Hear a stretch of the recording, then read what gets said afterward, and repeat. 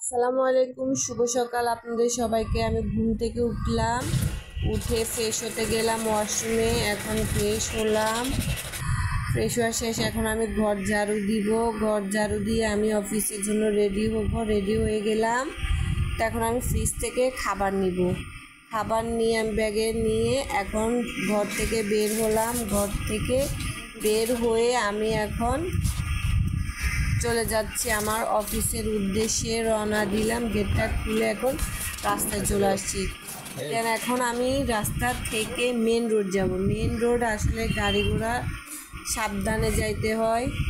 এই যে দেখেন আমি রাস্তাটা পার হতেছি অনেক রিক্সের উপরে, তারপরে একটু ভিডিও দেখাইতেছি যে এখন আমি রাস্তাটা পার হয়ে গাড়িতে উঠে গেলাম। গাড়িতে উঠে আমি আমার অফিসের উদ্দেশ্যে চলে গেলাম। আমার অফিসটা হচ্ছে উত্তরায়, এটা হচ্ছে যাওয়ার পথ।